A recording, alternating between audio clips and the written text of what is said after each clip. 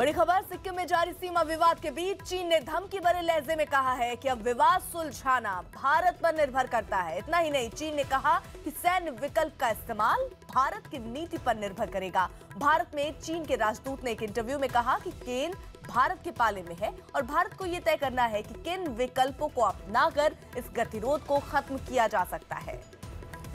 प्रणय, चीन जिस तरीके से ये सारी बातें कह रहा है, ऐसे में विकल्प दोनों ही देशों के लिए क्या बचता है? क्या ऐसा किया जाए जो ये गतिरोध चल रहा है पिछले 1 महीने से, वो खत्म हो जाए?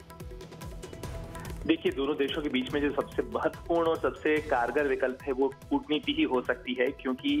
सैनिक पॉस्चरिंग से इस चीज का समाधान नहीं हो सकता। ये दोनों पक्ष जानते हैं, लेकिन फिलहाल जिस तरीके का रुख चीन ने अख्तियार किया है, क्योंकि लगातार आप देखें पिछले 2 हफ्तों से चीन जिस तरीके के सुर में बयान देता चला आ रहा है, पहले चीन के विदेश मंत्रालय की तरफ से ब्रीफिंग्स में बयान आए, उसके बाद चीन के रक्षा मंत्रालय की तरफ से बयान आए, और अब भारत में जो चीन के राजदूत हैं लू जुआओ, उन्होंने एक इंटरव्यू में ये चीजें कही हैं कि गेंद भारत के पाले में है। लेकिन भारत ये स्पष्ट करता रहा है कि गेंद चीन के पाले में इसलिए है क्योंकि वो एक ट्राई जंक्शन का इलाका है, वहां भूटान की भी चिंताएं हैं। मूल मसला भूटान और चीन के बीच का है, भारत केवल मदद के लिए वहां आया है। हालांकि चीन ये दिखाने की कोशिश कर रहा है कि ये